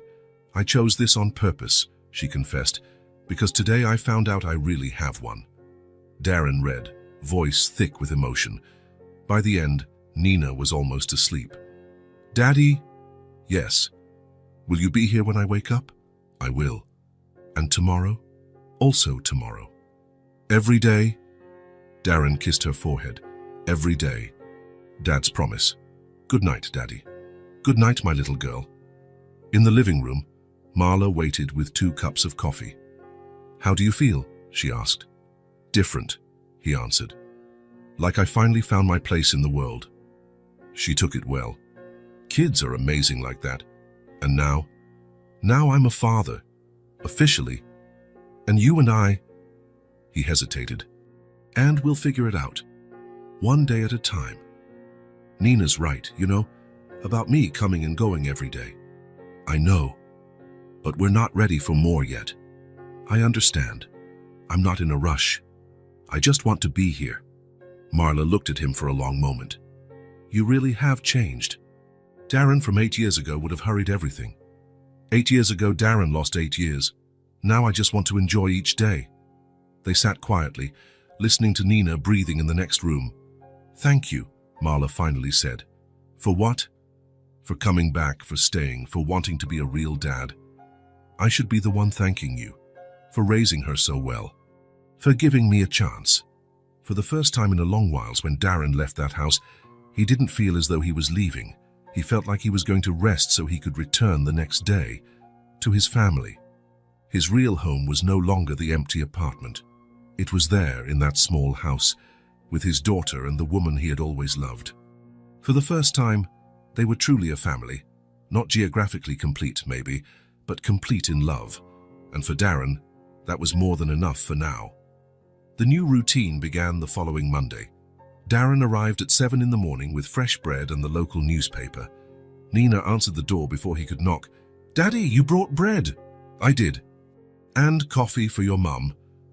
That was the norm now. He had naturally taken on the role that had long been empty.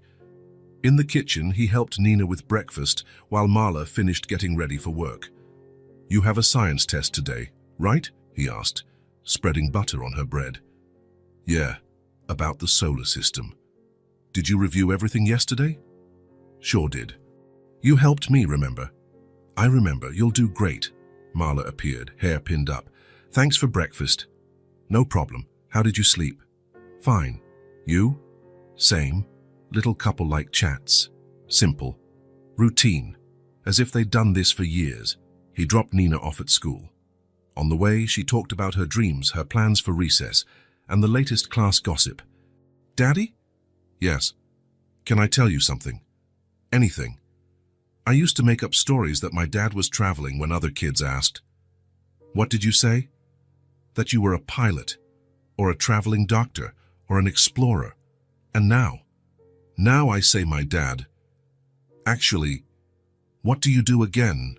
Darren laughed. Right now, my job is taking care of you. That's the best job in the world.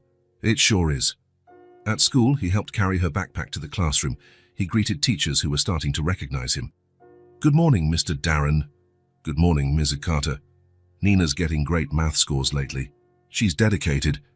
Just needs a bit of patience on the harder problems. It's good to see her father so involved. It's good to be involved.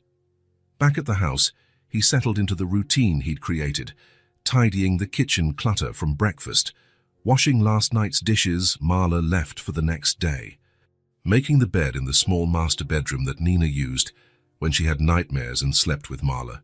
The house was small, but his presence was becoming part of it. At noon, he ate lunch alone. Something simple, a sandwich, fruit, juice. He planned the rest of the day, what to fix, what groceries to buy, what activities to propose when Nina got home. At 2:00, he picked Nina up. She always burst out of school, backpack dragging. Daddy, how was your day? I got a 9 on the test. I knew you'd do well. On the way back, they stopped at the bakery. Nina chose a pastry. He had a coffee while she recounted the day's details. Gabriel had a fight with Sophia. Why? Because she said his dad is cooler than mine. And what did you do? I told her she doesn't know my dad yet, and that you make the best pancakes in the world. Do I? Haven't tried them yet, but I'm sure you do. Back home, Nina did her homework at the kitchen table. Darren sat beside her, patiently addressing each question. Daddy, I don't understand this problem. Let's break it down. What's the question asking? Divide 48 by 6. Right. Think of it like, if you have 48 candies and want to give them equally to 6 friends, each one gets 8. Exactly. See? By 4:30, Marla returned from work. She found the house tidy, Nina doing homework, dinner already started. Hey, how was work? Busy as always. How's everything here? Nina got a 9 on her test and finished half her homework. Mom, Dad's making pasta with sauce that smells just like yours. Marla watched, feeling a warm emotion rise in her chest. This was all she'd ever wanted, a normal, complete life. They had dinner together. Nina talked non-stop. Marla shared about work. Darren listened, pitched in, cracked jokes that made them laugh. Daddy, tell me again about that day you got lost in the city. Again, you've heard that story a million times, but I like it. After dinner, they each had a task. Darren washed dishes. Marla tidied the house. Nina prepped her backpack for the next day. Dad, can you help me with my science folder? Sure. They sat on the couch, cutting, gluing, organizing. Crafts tested his patience but filled his heart. By 8:30, Nina showered. Marla laid out clothes for the next day. Darren packed lunches. Mom, can Dad help me with my bath? He can if he wants to. Sure, I'd love to. The small tub was too cramped for him. His knees hurt kneeling on the floor, but he listened patiently to her stories about classmates and teachers. Daddy, do you think I'm pretty? I think you're the prettiest girl in the whole world. And smart. The smartest. And funny. The funniest. Just like you. By 9, Nina was in pajamas, teeth brushed, waiting for story time. Which book tonight? The one about the princess who saves the kingdom. Again. We've read that 3 times this month, but it's my favorite since you came back. He read it with different voices. She laughed at his attempts to imitate a dragon, corrected him when he messed up lines. Daddy. Yes. You'll stay forever. Forever. Promise? A father's promise. Nina fell asleep. He slipped out to the living room. Marla waited on the couch. How was your first official day in the routine? Exhausting, wonderful, terrifying. Why terrifying? I'm scared I'm not doing it right, that I'm not the dad she deserves. You're doing great. Really. It feels like I'm improvising half the time. Every parent improvises. That's how it works. They fell quiet. The TV played softly in the background. Nina's breathing echoed in the next room. Marla. Yes. I don't want to make up for the past. That's impossible. I want to live the now with you both. She gazed at him intently. Then stay. Completely. Not halfway. Not visiting. Completely. Stay with you how? Leave that empty apartment. Move in here. For real. Darren was silent. He wanted it. He was afraid of pushing too fast. Are you sure? Yes. Nina needs stability. I need help. And you, I need you both. Then stay. Forever. Forever. He pulled her into a hug. Their first kiss in 8 years. Soft, cautious, perfect. Nina popped out of the bedroom doorway. Finally, I was waiting for that. They laughed, pulling apart. Back to bed, little spy. I just wanted water, and to see if you'd kiss. Go back to bed. Daddy, are you sleeping here tonight? Darren looked to Marla, who nodded. Yes. Awesome. Tomorrow I can have breakfast with my whole family. Nina scurried back to her room. Well, looks like that's decided, Marla laughed. Looks that way. What do you have in that apartment that you can't live without? Nothing, just clothes and books. The rest is decor. Then bring your clothes and books tomorrow. Tomorrow? Why wait? He kissed her again, longer this time, more certain. I love you, I always have. I love you too. Even when I hated you for leaving. I'll never leave again. Not even if I tell you to. Not even then. In the early hours, Nina found them asleep on the couch, arms intertwined. She smiled, grabbed a blanket, and covered them. "Now we really are a family," she whispered. The next morning, Darren woke up at home, his true home, with the smell of coffee brewed by Marla, with Nina jumping on the bed to wake him. "Daddy, you're here." "I am, and I'm staying." Breakfast together, the three of them, like a family. They planned the day, the weekend, their life. "Are you getting your things from the apartment today?" Marla asked. "I'll grab the basics. The rest, we'll sell the apartment." "Are you sure?" "Absolutely. I don't need two homes when I only want one family." "And work? Will you look for another job?" "Eventually. For now, I want to be a full-time dad." "Can I suggest something?" "Of course. There's an administrative opening at the store where I work. Good hours. Decent pay. Would you recommend me?" "I already did. Told them my daughter's father was available." He laughed. "Daughter's father, huh? And my boyfriend. Officially?" Nina looked at them both. "Do boyfriends get married?" "Sometimes," Marla answered cautiously. "And when they marry, they become husband and wife?" "Yes. Then I'd have both my mom's and dad's last names. Nina." "Just curious." Darren and Marla exchanged amused smiles. "We'll see how things go," he said. "Okay. But if you do get married, I want a party." "Deal." He drove Nina to school, then returned. Marla had already left for work. He looked around the house, the small home that was now a real home. Nina's drawings on the fridge, Marla's clothes in the closet, space for his things, for his life. He sat on the couch where they'd fallen asleep in each other's arms. He smiled. For the first time in 8 years, Darren Cole was exactly where he belonged. He was part of a family, completely. It was a Thursday night, 2 months after Darren learned about Nina. They were having dinner as a family when he built up the courage to ask the question he'd been thinking about for weeks. "Marla, Nina, I have a proposal." Nina looked curious, mid-bite of her lasagna. "What is it, Daddy?" "I was thinking, how about both of you move in with me?" "To my apartment," Nina swallowed quickly, excited. "Really? With a pool on the rooftop?" "Yes, with a pool, gym, playground." Marla set down her fork, her expression changing. "Darren, think about it. More space for Nina, good private schools nearby, an elevator so you don't climb stairs." "This is Nina's home," Marla responded gently but firmly. "It's where she took her first steps, where she lost her first tooth, where she drew on the wall and I couldn't erase it because it was too beautiful.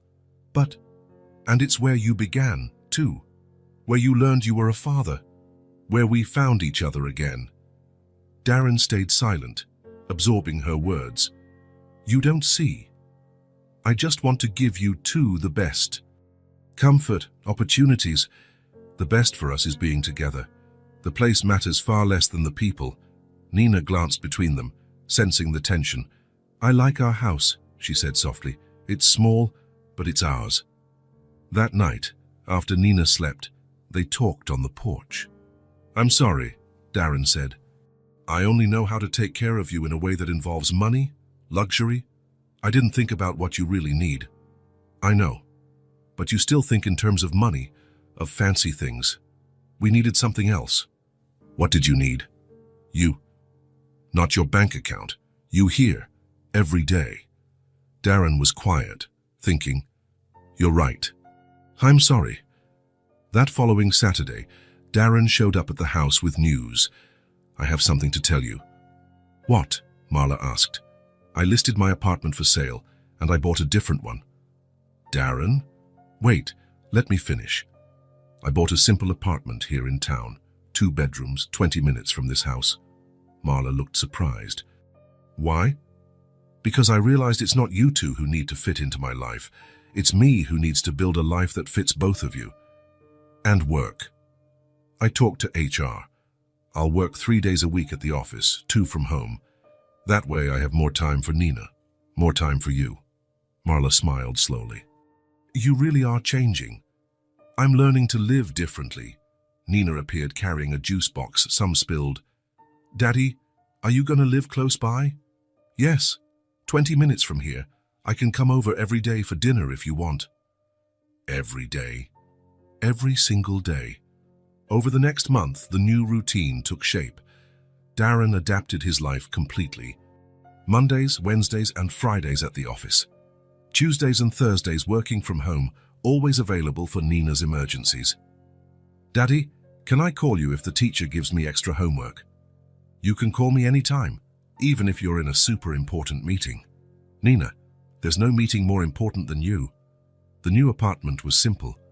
2 bedrooms, a small living room, a functional kitchen. Nothing like his old place, but it had pictures of them on every wall. "I like it," Marla said the first time she visited. "It feels more like you, the you now." "It's enough, and it's close to you two." At school, Nina bragged, "My dad lives near here. Sometimes he has lunch with me in the cafeteria." "Your dad is cool," her classmates said. "Yep, he even learned to braid my hair." Evenings with the 3 of them were sacred. Darren always arrived for dinner, helped with homework, watched cartoons, read stories. "Daddy, you have to sleep over tonight. My tummy hurts." "A stomachache?" "Yeah. And when you sleep here, I sleep better. Then I'll stay." At work, he had completely changed his approach. Meetings at 6 p.m. declined, long business trips, only when necessary. "Cole, you're different," Marcus observed. "I'm prioritizing differently now." "Since when does family outrank work?" "Since you actually have one." Marcus laughed, but had a hint of envy in his tone. "Must be nice. Better than any promotion." One Sunday afternoon, 3 months after learning about Nina, Darren and Marla were on the porch while Nina colored in the yard. "Can I ask you something?" he said. "Sure." "Why did you give me another chance?" Marla thought carefully. "Because you came back different, not as a successful executive, but as the lost man I fell in love with." "I really was lost. And now? Now I know exactly where I am and where I want to stay." Darren held her hand. "You were, and still are, the only love of my life." Marla smiled, squeezing his hand. "Now we start the right way." "What do you mean?" "Slowly, without pressure, just growing together. The 3 of us, like a real family." "Exactly," Nina appeared, interrupting. "What are you guys talking about?" "Family," Darren answered. "Ours. Ours. I like our family," she said, sitting between them. "Even if you don't live in the same house yet." "Yet?" Marla laughed. "Yeah, one day you'll get married, and then we'll be an official family with paperwork." "Nina, that's not exactly how it works." "Sure it is, Mom. I saw it in a movie." Darren chuckled, kissing her head. "When that day comes, you'll be the first to know. Promise. Promise." That night, after putting Nina to bed, Darren said goodbye to Marla at the door like usual. "Thanks for today," she said. "Thank you for letting me be part of it all." "You're part of it, not a guest. It's different now." "How so?" "Before, I felt like I was arriving. Now I feel like I'm coming home." Marla smiled, giving him a gentle kiss. "That's because you are." In his car, Darren drove slowly to his new apartment. He paused at a traffic light, looking around. The town that once seemed like a missed opportunity now was just the distance between 2 homes, the place where he slept and the place where he truly lived. At his apartment, he got ready for bed. The mattress felt too large. He was used to the bed at Marla's, where Nina might crawl in after a nightmare. "Daddy, I had a bad dream." "Come here, princess." And she'd sleep between him and Marla, feeling safe. In his empty room, he picked up the phone to say goodnight. "Hi," Marla answered. "Hi. I just wanted to say goodnight. Nina wants to talk to you." "Daddy," came her sleepy voice. "Hi, sweetheart. Are you at home?" "I am." "Me too. We're still a family even if we sleep in different houses, right?" "Yes, princess. We're a family no matter what." "Good night, Daddy. Love you." "Love you too." Marla got back on the phone. "She asked me to call you. She said she always calls to say good night when you don't sleep here."